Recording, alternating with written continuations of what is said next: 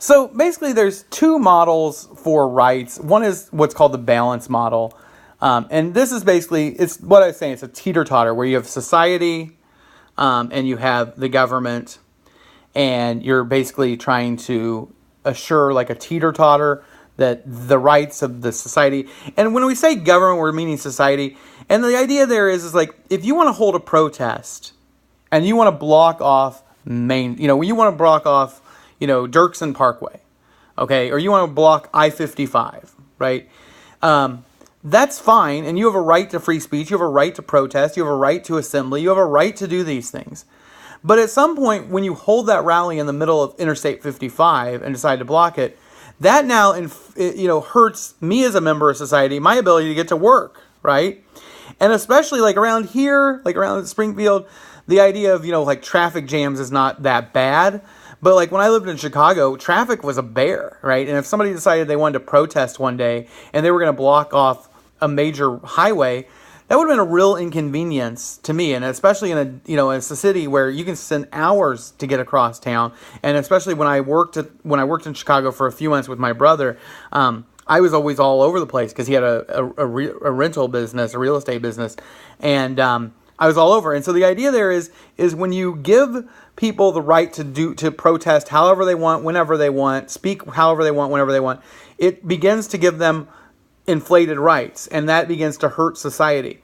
But at the other hand, if you begin to set the rules of you can only protest here at certain times and certain hours and certain places, then the individual is limited in their ability to free speech, while the society is able to function more better, or you don't have to worry about the police having to log overtime and extra taxes and other things having to be levied. So what happens though is we do need to balance that out. And that's what the balanced model is. It's fairly simple on that level. The basic rights model, on the other hand, basically is saying, look, everybody deserves a certain level of rights. And the job of the government is to protect those rights. The government does not have rights. Society as a whole does not have rights. Society as a whole has a obligation to protect the rights of individuals, not the other way around. Entities do not have rights. Only individuals have rights.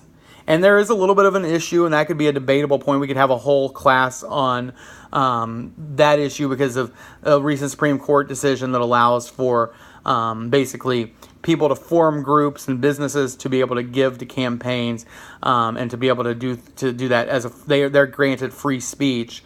Businesses are, and that's a debatable point. But the idea, at least from Ronald Dworkin, and his article, is he suggests that there should be a basic rights model, and that basically suggests that the government doesn't have rights. Rights are only things for individuals, not for governments. And so what happens is rights are essentially deontological. You can't have this utilitarian analysis of how do we do this, how do we balance it out, how do we make sure. Basically, he says all individuals get rights, only individuals have rights, and the job of society is to protect those rights. And it doesn't matter what the rights are, shouldn't matter how they want to express them, doesn't matter if they want to close the interstate, doesn't matter how they want to protest.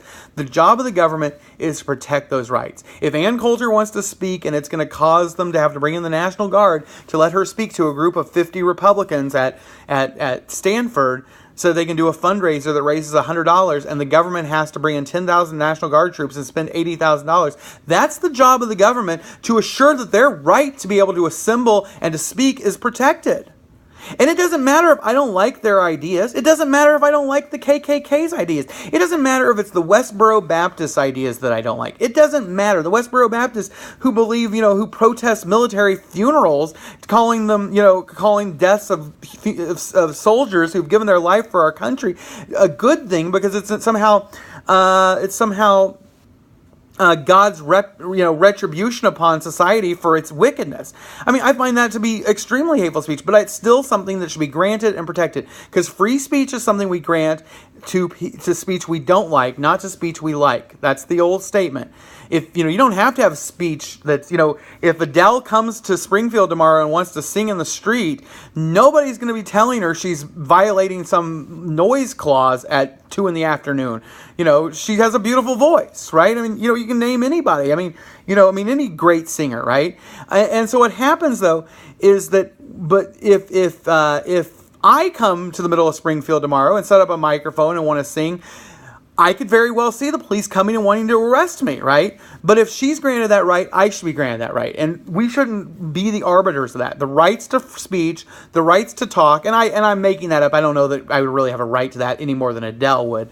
But I'm just suggesting that nobody's going to protest that right. But if the KKK shows up in Springfield tomorrow and wants to yell and scream, then a lot of us are going to have a problem with that. But we shouldn't treat it differently than we would anybody else. We don't protect the speech we like. We protect the speech we don't like. And the society must pay whatever cost, protect it. Because society doesn't have a right. It has the requirement to pay and to protect those rights, not the other way. Because society doesn't have rights. Individuals have rights. You provide a basic level of rights, and those rights must be protected.